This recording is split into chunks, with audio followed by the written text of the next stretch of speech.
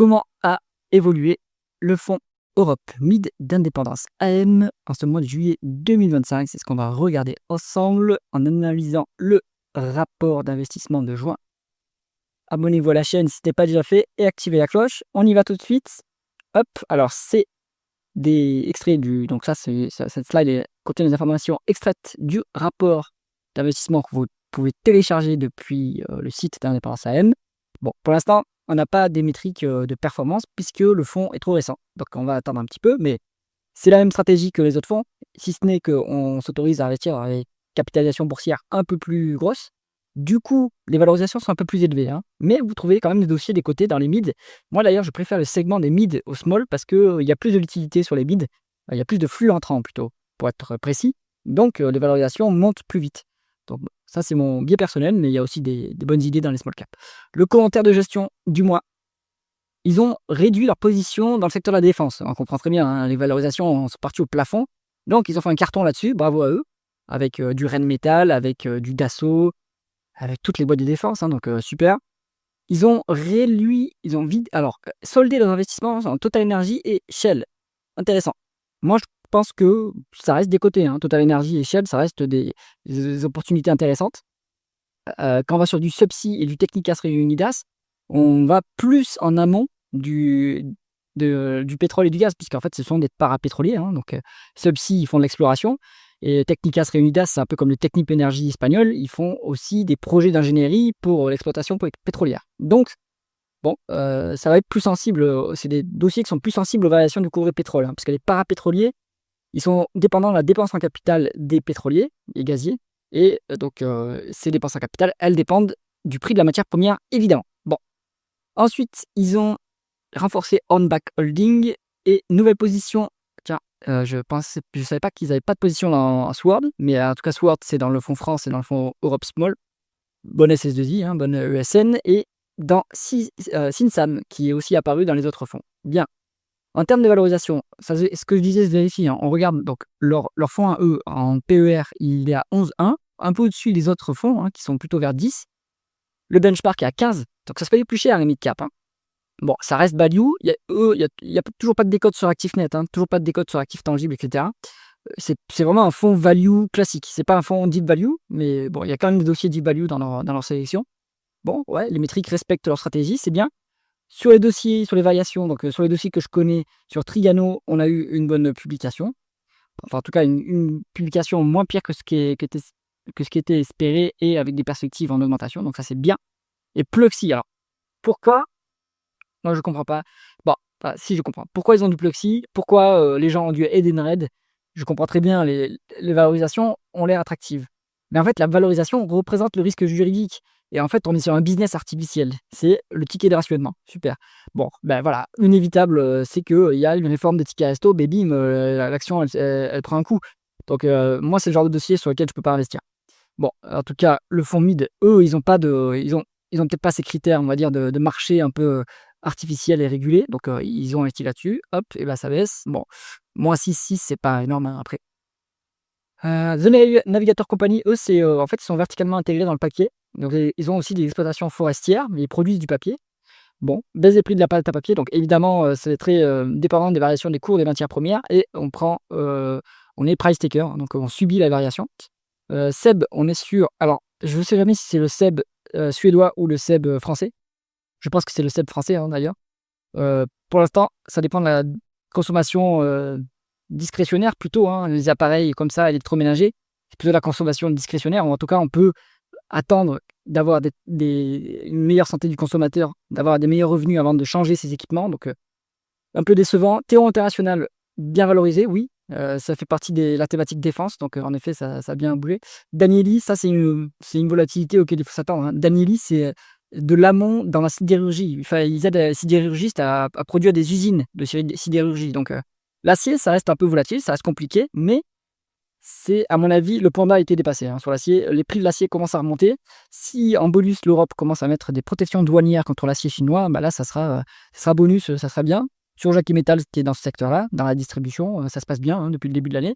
Mais sur Arcelor, Aperam et compagnie, je pense que ça va s'améliorer aussi. Bien. Les variations, alors ce qui est important à noter, ils mettent bien, donc ils ont bien fait ce qu'ils disent. Ils ont baissé du Dassault Aviation, donc ils ont baissé la défense.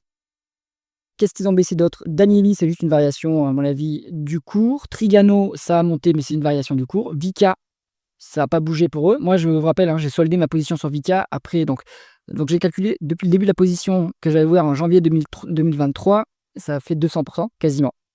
J'ai pas fait cette performance-là, évidemment, mais bon, j'ai fait quelque chose autour de 130-140%, puisque moi, je me suis renforcé au fur et à mesure. Bon, je pense que le fond a bien performé aussi sur le Vika. Ça reste pas très cher, hein. Sur Metlen, bah, en fait, ils l'ont rentré maintenant, j'ai l'impression, hein, Metlen, alors qu'elle est déjà dans les autres fonds. Bon, j'arrive pas à trouver la décote, mais eux, ils voient une décote sur Metlen, donc pourquoi pas, on est plutôt dans les métaux. Subsea 7, ils se sont renforcés, quoique on a la même pondération qu'avant, donc je pense qu'en fait, le cours a baissé, mais ils se sont renforcés et du coup, ça maintient la même pondération. Webuild, pareil, ça n'a pas dû bouger. Meret Technipemont, c'est un peu aussi comme le Technip Energy italien. Buzy. Alors Buzy, ça a dû monter un petit peu. Donc Buzy, c'est comme Vika. Donc en fait, tout le ciment, ça a bien monté en Europe, hein. Tous les multiples sont bien redressés en Europe. Donc bah, Buzy en a profité. Donc il arrive dans le top 10. Buzy, c'est qualitatif, hein. C'est plus qualitatif que Vika en termes de rendement des fonds propres, mais c'est un peu plus cher du coup. Publicis, ça rentre dans le top 10, d'accord, intéressant, parce que le cours a monté. Maintenant, il y a une publication, je l'ai découverte sur la chaîne, hein, la semaine dernière ou cette semaine. Publication correcte, mais marché est gourmand sur Publicis, même si c'est pas, moi je trouve que c'est pas mauvais comme publication, donc ça se regarde encore. Allez, on va sur la watchlist. Je vais préparer la watchlist. Ce que j'ai fait, c'est que comme j'ai couvert les mises à jour du fonds Small France et du fonds Small Europe, ici je vais pas couvrir les lignes qui sont en doublon. Donc je vous renvoie vers les vidéos du fonds Small France ou Europe pour trouver les lignes qui ne seront pas ici. Et on va se concentrer sur ce qui est spécifique à ce fonds-là. Alors, ici, on a le symbole de cotation boursière de l'entreprise, le nom de l'entreprise, l'industrie dans laquelle elle opère, la market cap en dollars US, on ne l'a pas en euros ici, c'est une limitation du logiciel, peut-être que ça viendra un jour. Croissance du chiffre d'affaires en rythme annualisé sur 5 ans, multiple de valorisation par rapport à l'EBITDA, VE sur EBITDA, pardon, ratio co-bénéfice, ratio co-free cash flow, ratio cours sur actifs tangibles, il n'y a pas de décote ici, donc on va pouvoir ignorer ce multiple, rendement des capitaux investis, donc ça c'est une rentabilité opérationnelle, rendement des fonds propres, ça c'est une rentabilité plutôt financière, mais il n'y a pas de financière dans le... Ah si, il y a des assurances, donc on va quand même regarder ça. Et on va d'ailleurs aussi regarder les cours sur actifs tangibles pour les assurances. Le levier financier, en termes de dette nette sur EBITDA, rendement du dividende, free cash flow par rapport au bénéfice net, pour vérifier le payout ratio. Le payout ratio, c'est la proportion de bénéfice net versé en dividende.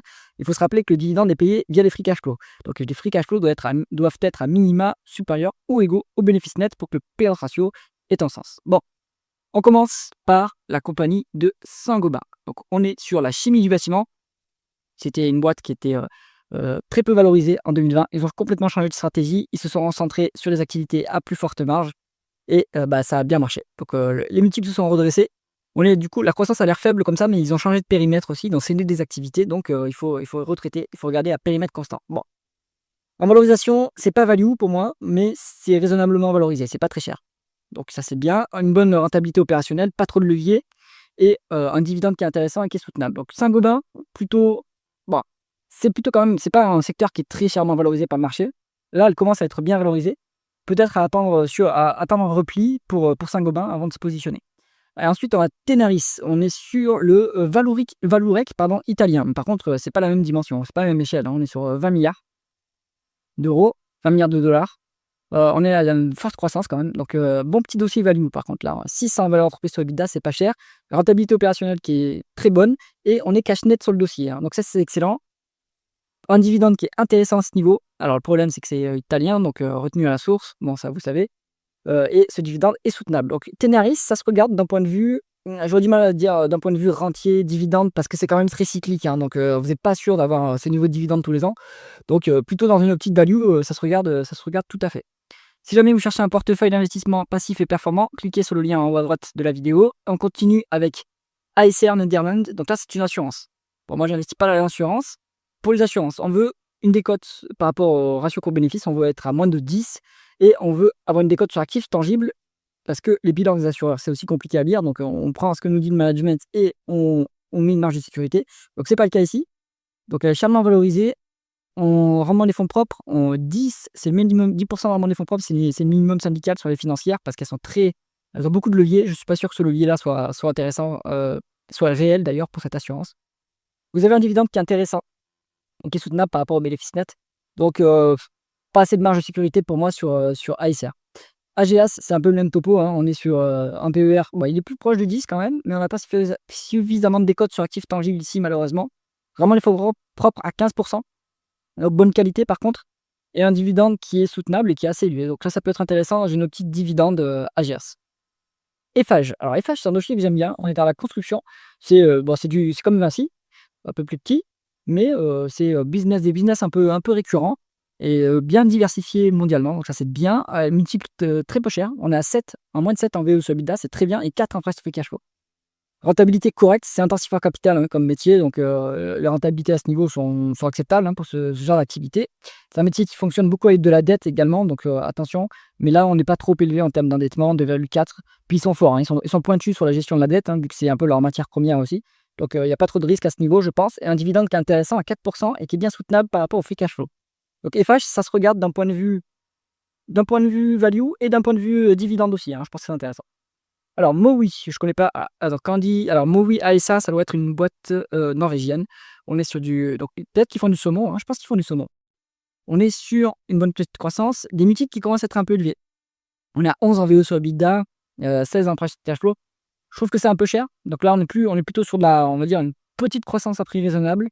Bonne rentabilité opérationnelle, cela dit, hein, 10%. Par contre, il y a beaucoup de dettes. Donc si c'est de la dette hors obligation locative, c'est trop endetté. Je pense qu'il vaut mieux en être à l'écart. Et le dividende est soutenable puisque les free cash flow sont quasiment double des bénéfices nets. Donc, bon, voilà, c'est plutôt croissance à prix raisonnable, mais un peu cher, un peu trop cher à mon avis. Securitas. Donc, société suédoise. Alors, Securitas, ils font de la sécurité, hein, je pense, service de sécurité. On est sur une bonne petite croissance, pas trop chèrement valorisé. 9 fois la value sur EBITDA, c'est pas très cher. C'est pas value non plus, mais je trouve que c'est raisonnable. Vraiment, les capitaux laitiers à 9, c'est bien, bonne rentabilité. Je suis pas sûr que ça soit très intensif en capital, mais bon, 9, ça reste bien. 2,8 en termes de dette nette sur EBITDA. Attention qu'il y a beaucoup de dettes. Donc je pense qu'ils font des acquisitions pour stimuler la croissance et ça fait monter la dette. Parce que c'est un marché qui est mature, donc il n'y a plus beaucoup de croissance organique, hein, sur la sécurité. Donc, et en plus, c'est de l'activité de service, hein. Donc si vous faites de la croissance dans le service, il faut faire des acquisitions pour aller plus vite. La croissance organique d'un service est très faible. Donc il y a besoin de dettes pour faire de la croissance. Il faudrait que cette dette baisse un petit peu. Bon, c'est un peu chèrement valorisé, plutôt à regarder sur repli. Allez, ensuite, on est sur Subsea 7. Ils sont peut-être norvégiens. Dites-moi si vous en savez plus en commentaire. C'est value. On est à 6 en VE sur EBITDA, 9 en price free cash flow. On va plutôt regarder une type de price free cash flow par rapport au PER, puisque c'est, à mon avis, une activité plutôt mature. Quoique, ils ont une bonne croissance. Donc, à voir. À voir pourquoi les bénéfices sont aussi bas, hein. Peut-être qu'ils ont une dépense non cash exceptionnelle. Il faut regarder. Rentabilité un peu faible, hein, par contre, vraiment des capitaux investis, vraiment des fonds propres, c'est un peu faible, mais peut-être qu'il faut prendre ça avec des pincettes parce que, indépendance à elles, évidemment, ils font leurs recherches, ils font leurs calculs, ils les font bien mieux que moi, hein, et donc si, à mon avis, ils ont des critères de qualité assez stricts sur la rentabilité et je pense qu'elle n'est pas à ce qui est affiché à ce niveau-là. Donc il faut retraiter les comptes, évidemment. Un peu de dette, mais pas beaucoup. Moins d'une fois l'EBITDA en net et un dividende qui est quand même assez intéressant et bien soutenable par rapport au free cash flow. Donc, ouais, pourquoi pas, hein. Après, ça va être cyclique par rapport au prix des hydrocarbures, hein, donc attention à prendre en compte, hein. Iveco. Alors, ça, c'est plutôt du camion, je crois. Alors, NV, ça doit être néerlandais ou belge. À voir. 8,5 en VE sur EBITDA. Donc, c'est pas très chèrement valorisé. C'est pas value pour autant, mais pas très cher. Bonne rentabilité opérationnelle, hein, 14 en rendement et capital investi, c'est pas mal. 3 fois l'EBITDA en net. Il faut vérifier s'il y a IFRS 16, mais 3 fois, pour moi, c'est trop élevé. Donc, plutôt à l'écart, c'est un peu dangereux et le dividende a été versé à crédit. Donc, Iveco, plutôt à l'écart. Allez, Seb. Donc, là, on est dans l'électroménager, hein. Il n'y a plus de croissance, mais les multiples sont bas. En revanche, 7 en VE sur EBITDA, c'est pas très cher pour une mid-cap. Rentabilité correcte, 9% vraiment les capitaux investis, c'est pas mal. 1,5 fois les EBITDA en net, c'est bien comme niveau d'endettement, c'est pas trop lourd. Et le dividende est soutenable avec des free cash flow plus élevés que les bénéfices nets. Donc Seb, ça pourra bénéficier d'une reprise de la croissance économique mondiale. Pour l'instant, on est en bas de cycle, mais ça se regarde du coup, puisque c'est pas très chèrement valorisé. ISS, alors je ne sais pas du tout ce qu'ils font. Ils ont pas de croissance, c'est un peu chèrement, enfin, c'est raisonnablement valorisé. Bonne rentabilité des capitaux investis, un peu de dette, 1,4 fois l'EBITDA net. et un dividende qui est soutenable et qui pourrait même, augmenter un petit peu, hein. Le payout ratio est pas très élevé, donc c'est peut-être une boîte qui a encore besoin de réinvestir, dans son activité organique, mais, il y a plus beaucoup de croissance, donc, ça m'intrigue un petit peu. Pourquoi pas ce dossier à creuser? Je connais pas assez. SBM Offshore, donc là, c'est plutôt pareil, c'est du parapétrolier. On est sur une bonne croissance quand même. Les multiples commencent à être élevés. 16 en VE Solida, c'est cher. Par contre, les free cash flow sont élevés, mais à mon avis, ça, c'est ponctuel, hein. Peut-être qu'ils ont par exemple, comment avoir des free cash flow élevés? Bah, vous arrêtez votre dépense en capital et puis, en 1 an, vous avez d'énormes free cash flow. Par contre, à long terme, vous avez plus investi dans votre appareil industriel et donc, vous avez plus de croissance et votre appareil industriel vieillit. Donc, en fait, vous êtes en train de liquider la boîte. Donc il faut vérifier pourquoi les free cash flow sont aussi bas là. Ils sont aussi élevés et pourquoi le price to free cash flow est aussi bas. Beaucoup de dettes, peut-être qu'il faut la retraiter, hein, cette dette. À mon avis, elle est pas à ce niveau-là et un payout ratio qui est, soutenable, en fait, puisque, les free cash flow sont 10 fois plus élevés que les bénéfices nets. Bon, à creuser un peu plus en détail. Solvay, on est dans la chimie, belge. Alors, je pense que là, il y a eu un changement de périmètre pour qu'il y ait une aussi forte décroissance. C'est pas à mon avis, il faudrait regarder en comparable et en à périmètre constant ce que ça donne. La chimie est en bas de cycle en Europe parce que c'est très intensif en capital et aussi en énergie. Donc, l'énergie s'est renchérie sur les 5 dernières années en Europe. Donc malheureusement, les chimistes en ont bien pâti, mais du coup, les multiples sont très bas. On est à 6 en BE sur EBITDA, c'est quand même pas très cher. Maintenant, le cycle de la chimie n'est pas forcément reparti, mais bon, si vous voulez faire des gains en bourse, il faut aller sur des boîtes qui n'ont pas forcément, qui sont pas forcément en bonne santé au point actuel, mais qui ont des perspectives en amélioration. C'est peut-être le cas de Solvay. On a 13 en rendement des capitaux investis. Ça, c'est très bien, parce que c'est hyper intensif en capital, donc bonne rentabilité quand même. 1,9 fois l'EBITDA net, pas trop élevé, c'est bien. Et 8,4% en rendement du dividende. Alors, free cash flow plus élevé que les bénéfices nets, donc du coup, ça donne quand même 75% de payout ratio. Un peu élevé, hein, quand même, ce versement. Et puis, c'est belge, donc vous avez une retenue à la source qui est énorme, hein. En Belgique, ils font mal, hein, avec les retenues à la source, donc votre rendement net, il sera plus proche, à mon avis, des 6%. Bon, donc pourquoi pas, d'un point de vue value, pas d'un point de vue dividende, hein, parce que ça, c'est très cyclique, donc ça, vous êtes pas ce niveau de dividende, vous n'êtes pas sûr que vous l'aurez, sur la longue route. Par contre, si vous voulez jouer une reprise du cycle économique, je pense que les chimistes, c'est pas une si mauvaise idée, mais par contre, ça va venir avec de la volatilité, hein, donc il va falloir un peu tenir sa position si on se prend des -30%, ce qui me semble, envisageable, hein. En revanche, si ça se passe bien pour les chimistes, il y a moyen de doubler son capital sur ce genre d'activité, qui est pas très qualitative, soit dit en passant, hein, quand même, donc attention. Babbo, alors eux, ils font c'est un équipementier auto, d'accord, donc secteur massacré en Europe. Moi, je pense que le meilleur dossier, c'est Aquel dans ce segment-là parce qu'ils ils ont une décote sur cash. Donc, voilà, vous allez avoir du cash qui vous est revenu, une énorme marge de sécurité. Et puis, si ça se passe bien, si l'automobile repart, si par exemple la Commission européenne décide de repousser le plan qui force les constructeurs à passer à l'électrique, bah là, vous aurez un bon catalyseur. Donc, pourquoi pas. On est sur 6 en BE Solida, donc ça reflète bien le bas de cycle économique sur le secteur. 12 en PE, c'est pas très cher. Après, il y a un problème de free cash flow, ils ont peut-être fait des dépenses en capital élevé. En termes de rentabilité, 8%, c'est pas mal, hein, pour les équipementiers auto. 1,3 fois l'EBITDA en dette net, c'est pas trop endetté. Et 3,6% du dividende qui est pas soutenable à mon avis à ce niveau, parce que les free cash flow sont bas, mais peut-être que c'est ponctuel ça, donc à voir. En plus, bon, de toute façon, ça peut pas être une action pour un rentier, hein, c'est trop cyclique, les équipementiers auto. En revanche, pour de la value et pour jouer de la reprise du cycle, intéressant, hein. Tout le secteur équipementier auto est décoté.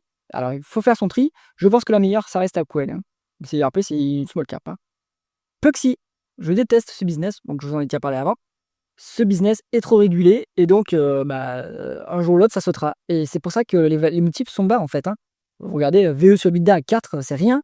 10 en face free cash flow, c'est pas très élevé.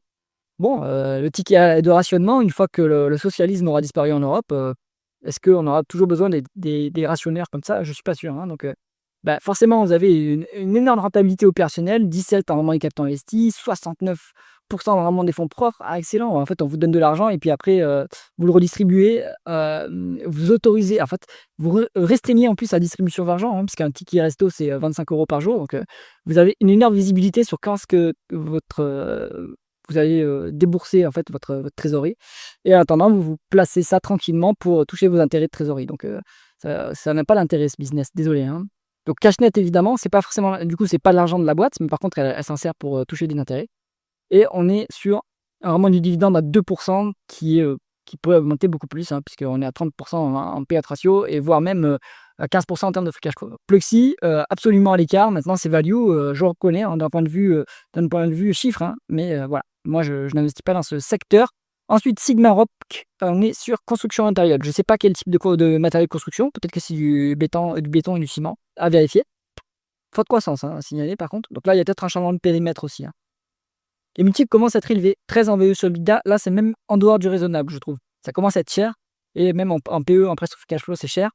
6% normalement les capitaux investis. Bon, c'est pas exceptionnel, hein, mais dans les matériaux de construction, c'est hyper intensif en capital, donc il faut s'attendre à ces rentabilités-là. Cash net sur le dossier, pas de dividende de versé, c'est trop cher, à l'écart.